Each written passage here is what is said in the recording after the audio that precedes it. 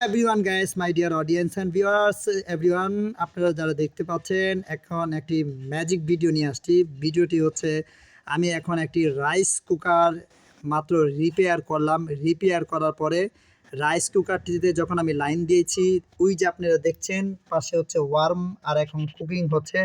আর এই যে দেখেন চতুর্দিক দিয়ে ধোঁয়া আসা আর কুয়াশা, মনে হচ্ছে ভিতরে কি যেন জ্বলে পুড়ে সব শেষ হয়ে যাচ্ছে।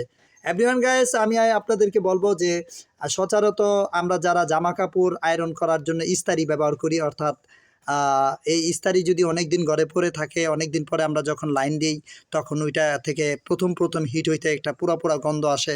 আমরা অনেকে ভয় পেয়ে যাই, তবে এটা ভয় পাওয়ার কোনো কারণ নেই।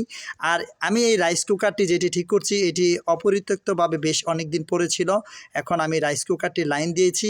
আমার যে কাস্টমার আছে তারা হেজিটেশন ফিল করছে, টেনশন ফিল করছে এবং ভয় পেয়ে যাচ্ছে, এবং তারা বারবার আমাকে একই প্রশ্ন করছে যে রাইস কুকারটি থেকে ধোঁয়া বের হচ্ছে কেন, ধোঁয়া বের হচ্ছে কেন। কিন্তু আমি তাদেরকে বারবার একই কথা বলে যাচ্ছি যে আপনারা ভয় পাবেন না, ধোঁয়া বের হচ্ছে কিছু সময়ের জন্য। ধোঁয়াটা বের হচ্ছে এর কারণ হচ্ছে অপরিত্যক্তভাবে পুড়ে থাকার কারণে এটার যে কয়েল আছে সেই কয়েলের চতুর্দিকে ইনসুলেশন হয়েছে, মানে এক ধরনের প্রলেপ আবরণ হয়েছে। সেই প্রলেপ আবরণটা পুড়ছে এবং কয়েলের নিজস্ব হিডিং উপরের যে এক ধরনের হিডিং, এই যে দেখছেন কুকিংয়ের লাইন কিন্তু অফ হয়ে গেছে। আপনারা গাইস দেখতে পাচ্ছেন কুকিংয়ের বাতিটা কিন্তু মাত্র অফ হয়ে গেছে, মানে সুইচটা উঠে গেছে। সুইচটা আমি আবার নিচে দিচ্ছি কিন্তু থাকছে না। সুইচটা আমি নিচে দিচ্ছি কিন্তু থাকছে না। সুইচটা আবার নিচে দিচ্ছি, ধরে রাখলে থাকছে কিন্তু ছেড়ে দিলে থাকছে না। তার মানে এভরিওয়ান গাইস, এটার ভিতরে যে কয়েল আছে সেই কয়েলটা ড্যামেজ হয়ে গেছে, যার কারণে এই যে দেখেন, যার কারণে এভরিওয়ান গাইস কুকিং কিন্তু ছেড়ে দিচ্ছে, মানে কুকিং থাকছে না। তো যারা এই ধরনের সমস্যায় পড়বেন, এই ধরনের বিশাল টেনশনে পড়ে যাবেন, তারা কিভাবে এইখান থেকে পরিত্রাণ পাবেন ভিডিওটা দেখতে থাকেন। আমি দেখাচ্ছি কুকিং কেন ছেড়ে দিল। তার জন্য আমি এটা আবার খুলবো, তার পাশে একটি থার্মোস্টার আছে সেটা চেঞ্জ করে দিব, কুকিং ঠিক হয়ে যাবে। এভরিওয়ান আপনারা দেখতে থাকেন। এভরিওয়ান আপনারা দেখতেছিলেন, বলছিলাম যে দেখতে থাকেন। এই যে আমার কাছে আপনারা একটি এই যে পাতি সুইচ দেখতে পাচ্ছেন, স্প্রিং ম্যাগনেট সুইচ দেখতে পাচ্ছেন। এটা হচ্ছে ম্যাগনেট থার্মোস্টার সুইচ। এটা একবারই বাদ হয়ে গেছে। এই যে দেখেন এমনভাবে জং ধরছে, এটা স্প্রিংই হচ্ছে না, অর্থাৎ এটার ভিতরে ম্যাগনেটই কাজ করছে না। তো সো গাইস, এটাই পড়তেছিল, এটা থেকে প্রচুর পরিমাণ ধোঁয়া বের হচ্ছিল। এখন আমি এটা চেঞ্জ করে দিয়েছি, ধোঁয়া কিন্তু অলরেডি বন্ধ হয়ে গেছে এবং খুব সুন্দরভাবে নীরবে আপন প্রাণে কুকিং চলছে। তো আপনারা এভরিওয়ান গাইস, আশা করি যারা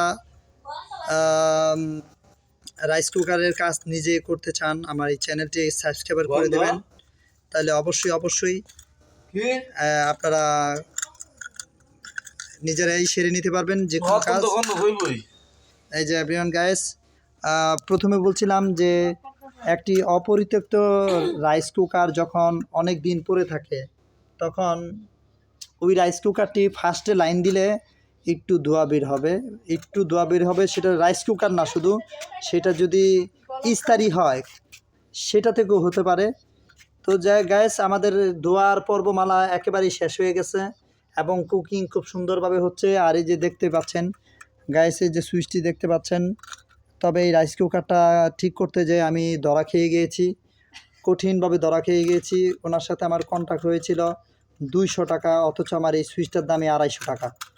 এখন এভরিওয়ান গাইস, আমার মতো বাস যেন কেউ না খায়, তাই আপনারা কাজটা দেখে বুঝে তারপরে দাম করবেন। ধন্যবাদ এভরিওয়ান গাইস। আর আমার একটু দেখেন, এতক্ষণ আমি কষ্ট করলাম। জায়গাটির নাম হচ্ছে নবীনগর।